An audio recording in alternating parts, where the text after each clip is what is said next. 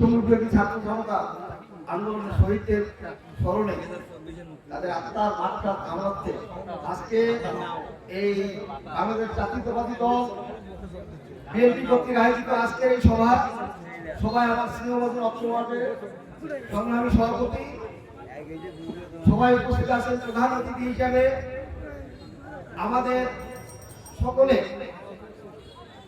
সকলে প্রাণপ্রিয়